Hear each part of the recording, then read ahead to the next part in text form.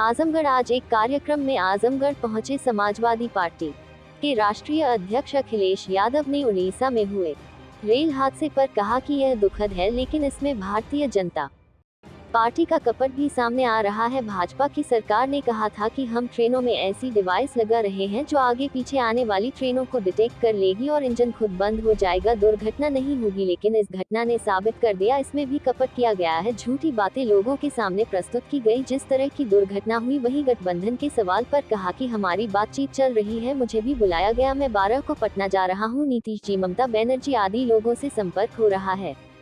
उत्तर प्रदेश में भी जो हमारा पुराना गठबंधन चल रहा है वह आगे चलता रहेगा और हमें गठबंधन चलाना बहुत अच्छी तरह से आता है। पहले भी हमने गठबंधन किया है। जो लोग गठबंधन में शामिल होना चाहते हैं वह पहले आए, बताएं और किस सीट पर चुनाव लड़ेंगे। गठबंधन की रूपरेखा क्या होगी उसके बाद निर्धारित किया जाएगा। बाइट अखिलेश यादव, सपा राष्ट्रीय अध्यक्ष। VO2। आज आजमगढ़ में सांसद खेल प्रतियोगिता का आयोजन किया गया। इस पर उन्होंने कहा कि भाजपा के लोग इस तरह के खेलों का आयोजन करते हैं, लेकिन जो बेटियां धरने पर बैठे हुए हैं उनकी चिंता किसी को नहीं है। भाजपा के लोग बेटी बढ़ाओ बेटी पढ़ाओ की बात तो करते हैं, लेकिन उन बेटियों की सुध लेने वाला कोई नहीं है जो अपने हक के लिए धरने पर बैठी हुई है। कन्नौज में सांसद द्वारा पुलिस की पिटाई के मामले पर उन्होंने टिप्पणी करते हुए कहा कि यह योगी की सरकार है, इसमें कुछ भी हो सकता है। अब आप बताएं कि पुलिस जान बचाने के लिए बुलडोजर के पीछे छुप जाए या क्या करे। और यह कोई पहली बार नहीं है कि इस तरह का आचरण सांसद ने किया है। मुख्यमंत्री निकाय चुनाव में अपराधियों की बात करते रहे हैं और उन पर कार्रवाई करने के लिए दबाव बनाते रहे हैं, लेकिन कम से कम मुख्यमंत्री को ऐसी बात करने से पहले खुद की चार्जशीट को पढ़ लेना चाहिए, क्योंकि ऊपर कितने मुकदमे दर्ज है। मैं अभी जहाँ पर बैठा हूँ, हमारे नामारासी अखिलेश यादव जी का स्थान है, उनका गांव है, पैतृक गांव है। उनके भाई के निधन पे हम लोग नहीं पहुंच पाए थे। हालांकि पार्टी के और लोग, सभी पार्टी के जिम्मेदार नेता, चाचा भी घर पर आए थे। हालचाल मैंने लिया था, लेकिन कुछ चीज़ें हमारे और आपके बस में नहीं होती। और आखिरी में अगर डॉक्टर इलाज कर रहे हैं तो जब डॉक्टर देख लेते हैं कि हालत बहुत ठीक नहीं है, तो वो भी कहते हैं कि कोई ना कोई चमत्कार होगा या भगवान की मर्जी है, भगवान अगर चाहेंगे तो जीवन वापस आएगा। तो जो सेवा कर सकते थे, इनके परिवार के लोगों ने मिलकर के सेवा की, लेकिन इनके भाई हमारे बीच में नहीं हैं। मैं इनके परिवार के लोगों से मिला हूँ। दुख तो समय के साथ कम हो जाता है, लेकिन जो सदस्य परिवार का चला जाता है उसकी कमी कभी पूरी नहीं होती। आजमगढ़ में दूसरा कार्यक्रम, लक्ष्मण यादव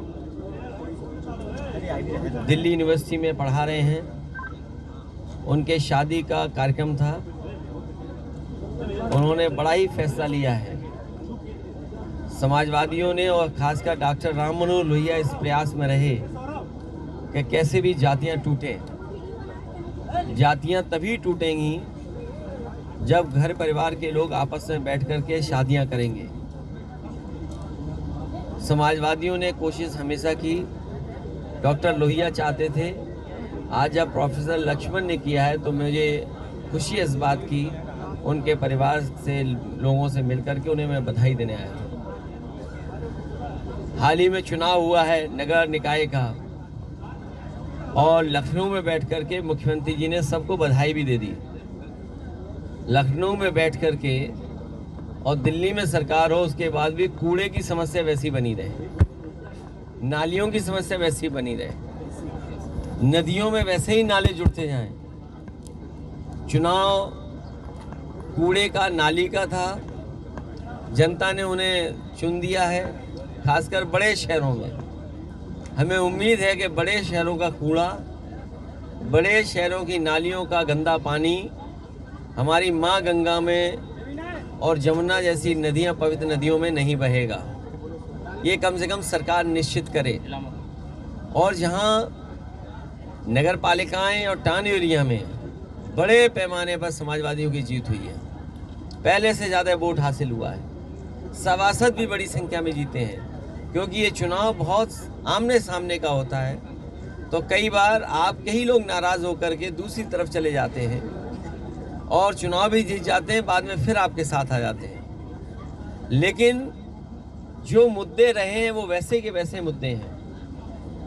महंगाई चरम सीमा पर है, बेरोजगारी चरम सीमा पर है। आजमगढ़ के लोग भी जानते होंगे, गेहूं चाहती तो किसान को ज़्यादा मुनाफा मिल जाता, लेकिन सरकार की नीयत और मंशा यही रही है कि उद्योगपतियों को लाभ पहुंचाएं, बड़े सेठों को लाभ पहुंचाएं। उसी के तहत पूरा का पूरा उत्तर प्रदेश का गेहूं प्राइवेट हाथों पे सरकार ने बिकवा दिया। और बड़े शहरों में जब ये आटा बन करके, बिस्किट बन करके या सूजी का आटा बन करके आएगा तो आपको महंगा लेना पड़ेगा। पैक्ड आटा कितना महंगा है, ब्रेड महंगी हो गई होगी, बिस्किट महंगा हो गया। और कई बार मैंने उदाहरण दिया, महंगाई और मुनाफा पार्ले जी से सीखना चाहिए। जैसे जैसे महंगाई बढ़ी है उन्होंने अपना मुनाफा कम नहीं होने दिया। महंगाई बढ़ती चली गई तो उन्होंने पैकेट छोटा करते चले गए।